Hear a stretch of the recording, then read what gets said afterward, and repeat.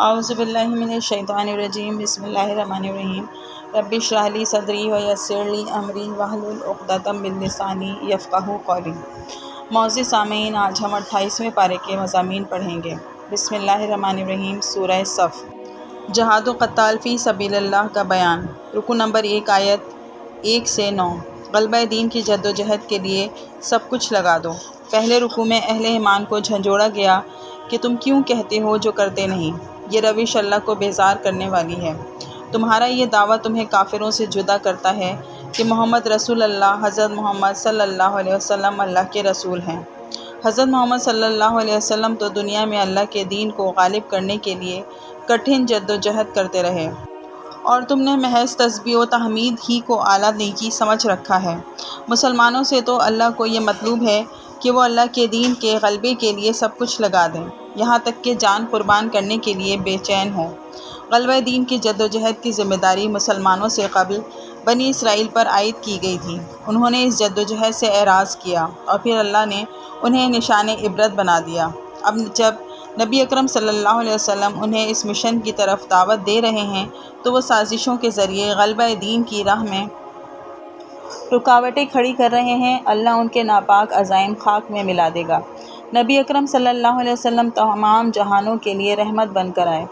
آپ صلی اللہ علیہ وسلم کی رحمت کا ایک مظہر یہ تھا کہ آپ صلی اللہ علیہ وسلم نے ظالم بادشاہوں اور دنیا دار مذہبی رہنماؤں کی جبر و استحصال سے انسانوں کو آزاد کرایا اور اللہ کا دیا ہوا عادلانہ دین غالب کر دیا۔ یہ مشن آج بھی زندہ ہے اور اسے پورے عالم میں شرمندہ تعبیر کرنا ہماری ذمہ داری ہے۔ رکوع نمبر 2، آیت 10 سے 14۔ جہنم کے دردناک عذاب سے بچنے کا راستہ۔ ہر انسان کا سب سے بڑا مسئلہ ہے آخرت میں جہنم کے دردناک عذاب سے بچنا۔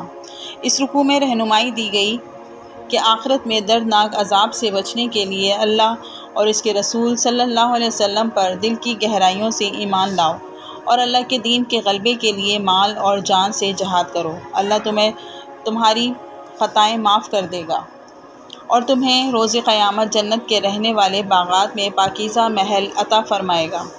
خلوص سے غلبہ دین کی جد و جہد کرنے والوں کی کاوشوں کو دنیا میں بھی بار آور کرے گا اور غلبہ دین کی منزل حاصل ہوگی۔ جو سعادت مند اللہ کے دین کے لیے جد و جہد کریں گے، اللہ انہیں اپنا مددگار ہونے کے اعزاز سے نوازے گا۔ بسم اللہ الرحمن الرحیم۔ سورۃ الجمعہ، حکمت و احکامات جمعہ۔ رکوع نمبر 1، آیت 1 سے 8۔ تربیت کا نبوی طریقہ کار بذریعہ قرآن۔ پہلے رکوع میں نبی اکرم صلی اللہ علیہ وسلم کا اساسی طریقہ کار بیان ہوا، جس کے ذریعے آپ صلی اللہ علیہ وسلم نے وہ حزب اللہ تیار کی جس نے آپ صلی اللہ علیہ وسلم کا ساتھ دے کر محض 21 برس کے عرصے میں دین حق کو غالب کر دیا۔ آپ صلی اللہ علیہ وسلم نے تلاوت آیات سے لوگوں کو متوجہ کیا۔ جو متوجہ ہوئے ان کے دلوں میں قرآن اتار کر ان کا تزکیہ کیا۔ جب ان میں اللہ کی محبت اور فکر آخرت پیدا ہوئی تو انہیں اللہ کے احکامات سکھائے۔ بعد ازاں احکامات کی حکمت سکھا کر انہیں دین کے لیے ہر قربانی دینے کی خاطر ثابت قدم کر دیا۔ آج ہمیں بھی غلبہ دین کے لیے اسی طریقہ کار کو اختیار کرنا ہوگا۔ ہم سے پہلے یہود پر یہ ذمہ داری ڈالی گئی تھی کہ وہ توریت پر عمل، اس کے احکامات کی تبلیغ اور نفاذ کے لیے جد و جہد کریں۔ یہود نے دنیا داری کو ترجیح دی اور توریت کے حوالے سے ذمہ داریوں کو پس پش ڈال دیا۔ اللہ کے نزدیک ان کی مثال اس گدھے کی سی ہے جس پر کتابوں کا بوجھ لدا ہوا ہو۔ بدقسمتی سے آج یہی جرم ہم مسلمانوں کا قرآن کے حوالے سے ہے۔ اللہ ہمیں قرآن حکیم کے حوالے سے اپنی ذمہ داریاں ادا کرنے کی توفیق عطا فرمائے، آمین۔ رکوع نمبر 2، آیت 9 سے 11۔ جمعے کی پہلی اذان کے بعد کاروبار کرنے کی ممانعت۔ دوسرے رکوع میں حکم دیا گیا کہ جمعے کے دن جب اجتماع جمعہ کے لیے اذان دی جائے تو ہر قسم کا کاروبار روک دو اور تیزی کے ساتھ خطبہ جمعہ سننے کے لیے جامع مسجد کی طرف روانہ ہو جاؤ۔ اللہ کے حکم پر عمل سے جو اجر ملے گا وہ کاروبار کے فوائد سے بہتر ہے۔ جید علماء کا فتویٰ ہے کہ جمعے کے روز پہلی اذان سے لے کر نماز جمعہ کے اختتام تک کاروبار کرنا حرام ہے۔ ہاں، جب نماز ختم ہو جائے تو تم کاروبار دوبارہ کر سکتے ہو، اور اس دوران بھی اللہ کو کثرت سے یاد کرو تاکہ تم فلاح پاؤ۔ بسم اللہ الرحمن الرحیم۔ سورۃ المنافقون، منافقت کی حقیقت کا بیان۔ رکو نمبر 1 آیت 1 سے 8۔ مرض نفاق کے مدارج اور ہلاکت خیزی۔ پہلے رکوع میں مرض نفاق کے 4 مدارج بیان کیے گئے۔ دینی تقاضوں کی ادائیگی سے گریز کے لیے جھوٹے بہانے کرنا، بہانوں میں وزن پیدا کرنے کے لیے جھوٹی قسمیں کھانا، دوسروں کو مال و جان کی قربانی دینے سے روکنا، دین کے لیے قربانیاں دینے والوں سے دشمنی کرنا۔ دشمنی کی شدت یہ ہے کہ ایک موقع پر منافقین نے کہا کہ ہم عزت والے مدینہ سے معاذ اللہ ذلیلوں کو نکال دیں گے۔ جواب دیا گیا کہ عزت اللہ اور اس کے رسول صلی اللہ علیہ وسلم اور مومنوں کے لیے ہے، جبکہ ذلت اور رسوائی منافقین ہی کے حصے میں آنے والی ہے۔ مرض نفاق کی ہلاکت خیزی یہ ہے کہ اگر نبی اکرم صلی اللہ علیہ وسلم بھی ان کے لیے دعائے استغفار کریں تب بھی اللہ منافقین کی بخشش نہیں فرمائے گا۔ رکو نمبر 2 آیت 9 سے 11۔ منافقت کا سبب، حفاظتی تدابیر اور علاج۔ منافقت کا سبب ہے مال اور اولاد کی ایسی محبت جو انسان کو اللہ کے احکامات سے غافل کر دے۔ حفاظتی تدبیر یہ ہے کہ انسان ہر وقت اللہ اور اس کے احکامات کو یاد رکھے اور اپنا جائزہ لیتا رہے کہ کہیں اللہ کی اطاعت میں کمی تو نہیں آ رہی۔ اس مرض کا علاج یہ ہے کہ اللہ کی راہ میں مال خرچ کیا جائے۔ ایسا نہ ہو کہ انسان اس معاملے میں تاخیر کرے اور جب موت کا فرشتہ آ جائے تو التجا کرے کہ اے اللہ مجھے تھوڑی سی مہلت دے تاکہ میں دنیا میں نیک بن جاؤں اور تیری راہ میں مال لگاؤں۔ موت کا عالم طاری ہونے کے بعد ایسی التجا قبول نہیں کی جائے گی۔ اللہ ہمیں موت کا وقت آنے سے پہلے اپنے دین کے لیے مال اور جان لگانے کی توفیق عطا فرمائے، آمین۔ بسم اللہ الرحمن الرحیم۔ سورہ تغابن، ایمان کی حقیقت کا بیان۔ رکو نمبر 1 آیت 1 سے 10۔ ہار اور جیت کا اصل دن۔ پہلے رکوع میں توحید، رسالت اور آخرت کا بیان ہے۔ ارشاد ہوا کہ اللہ نے دنیا انسانوں کے استفادے کے لیے بنائی ہے اور اللہ انسانوں کو آخرت میں جواب دہی کے لیے جمع فرمائے گا۔ ماضی میں جب یہ حقیقت رسولوں نے قوموں کو بتائی تو قوموں نے رسولوں کی دعوت یہ اعتراض کر کے جھٹلائی کہ تم ہماری طرح کے انسان ہو۔ اللہ نے ان قوموں کو ذلت آمیز سزا دے کر عبرت بنا دیا۔ ان قوموں کے لیے بڑے عذاب کا فیصلہ روز قیامت ہوگا۔ وہی روز دراصل ہار اور جیت کا دن ہے۔ ایمان لا کر اچھے عمل کرنے والے اس روز کامیاب ہوں گے اور ہمیشہ ہمیش کی جنت میں داخل کیے جائیں گے۔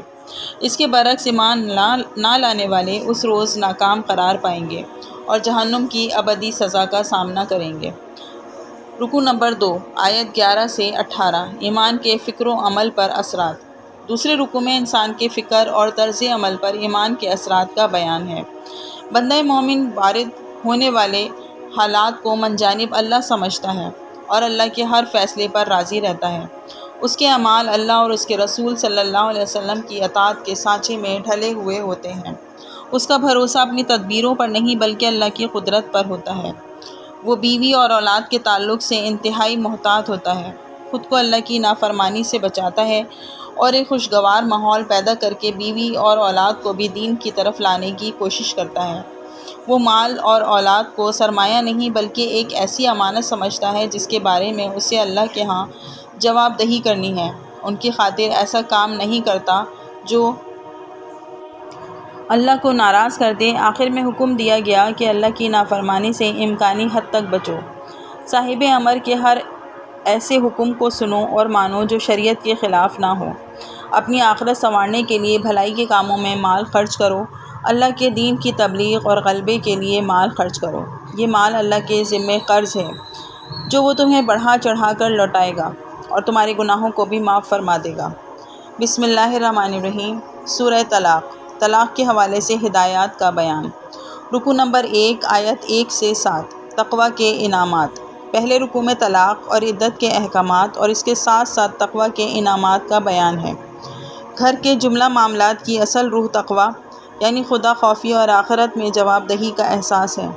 جو تقوی اختیار کرتا ہے اللہ اس کے لیے مشکلات میں آسانی کی راہ نکال دیتا ہے، اسے وہاں سے رزق اور نعمتیں دیتا ہے جہاں سے گمان تک نہ ہو، اس کے لیے آسانیاں پیدا فرما دیتا ہے، نہ صرف اس کی خطائیں معاف فرما دیتا ہے بلکہ اسے شاندار اجر سے نوازتا ہے۔ رکوع نمبر 2 آیت 8 سے 12۔ نافرمانوں کا برا انجام۔ ماضی میں سرکش قوموں کی اللہ نے شدید پکڑ کی اور آخرت میں بھی انہیں بدترین عذاب دیا جائے گا۔ خیر اسی میں ہے کہ ہر معاملے میں اللہ کی نافرمانی سے بچا جائے، خاص طور پر خاندانی معاملات جن کے بارے میں تفصیلی ہدایات نازل ہوئی ہیں میں اللہ کی اطاعت کا خاص خیال رکھا جائے۔ ہم اہل پاکستان کی اس حوالے سے بہت بڑی محرومی ہے۔ پاکستان کے قیام سے پہلے ہمارے آئینی قوانین شریعت کے مطابق تھے۔ ہندوستان میں آج بھی ایسا ہی ہے۔ بدقسمتی سے پاکستان میں 1962 میں ان قوانین کو تبدیل کر کے غیر اسلامی بنا دیا گیا۔ ہم پر اللہ کے عذابوں کا تسلسل اسی نافرمانی کی سزا ہے۔ مزید ارشاد ہوا کہ ہدایتیں آیت قرآنی اور سنت رسول صلی اللہ علیہ وسلم کا مجموعہ ہیں۔ ہم ہدایت قرآنی کو سمجھنے کے لیے ارشادات اور سنت رسول صلی اللہ علیہ وسلم کے محتاج ہیں۔ بسم اللہ الرحمن الرحیم۔ سورہ تحریم، خاندانی زندگی کے بارے میں ہدایات۔ رکو نمبر 1 آیت 1 سے 7، شوہر بیوی اور سربراہ خاندان کے لیے ہدایات۔ پہلے رکوع میں شوہر بیوی اور سربراہ خاندان کو خاندانی زندگی کے حوالے سے ہدایات دی گئی ہیں۔ شوہر کو تلقین کی گئی کہ وہ بیوی کی محبت میں اتنا نہ مغلوب ہو کہ اسے خوش کرنے کے لیے شریعت کے احکامات ہی کا پاس نہ کرے۔ بیوی کو نصیحت کی گئی کہ وہ اپنے شوہر کے رازوں کی حفاظت کرے اور خاندان کے نظام کو ایک اچھے ماحول میں قائم رکھنے کے لیے اس کی اطاعت کرے۔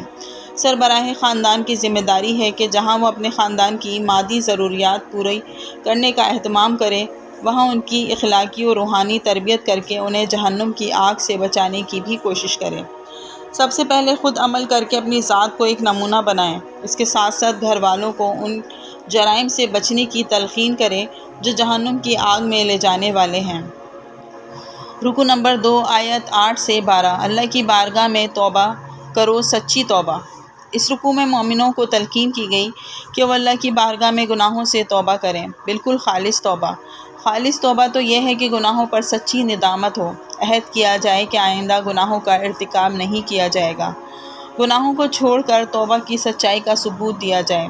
اگر کسی کا حق مارا ہے تو لوٹا دیا جائے یا اس سے معاف کرا لیا جائے، اور اگر کسی کے ساتھ زیادتی کی ہے تو اس کی معافی حاصل کی جائے۔ اپنی جان کو اللہ کی بندگی میں ایسے کھپا دیا جائے جیسا کہ اس نے گناہوں میں ملوث ہو کر خوب لذت حاصل کی تھی۔ مزید ارشاد ہوا کہ دنیا میں خاندان کا نظام خوشگوار ماحول میں قائم رکھنے کے لیے بیوی کو شوہر کے تابع کیا گیا ہے۔ البتہ روز قیامت بیوی شوہر کے تابع نہ ہوگی، وہ زیادہ خیر کے کام کر کے شوہر سے آگے نکل سکتی ہے۔ گویا اخلاقی لحاظ سے عورت کا علیحدہ تشخص ہے۔ مثلاً حضرت نوح علیہ السلام اور حضرت لوط علیہ السلام جنتی ہیں، جبکہ ان کی دونوں بیویاں جہنمی۔ فرعون بدبخت جہنم میں ہوگا اور اس کی بیوی حضرت آسیہ علیہ السلام جنت میں۔ حضرت مریم علیہ السلام اور ان کے سرپرست حضرت زکریہ علیہ السلام، حضرت محمد صلی اللہ علیہ وسلم اور ازواج مطہرات رضی اللہ تعالیٰ عنہ، یہ سب جنت میں ہوں گے۔ معزز سامعین، آج ہم نے سورہ صف، سورہ جمعہ، سورہ منافقون، سورہ تغابن، سورہ طلاق اور سورہ تحریم کے مضامین پڑھے۔ اللہ تعالیٰ ہمیں اور آپ کو اس کو سمجھنے اور اس پر عمل کرنے کی توفیق عطا فرمائے، آمین۔ وما علینا الا البلاغ۔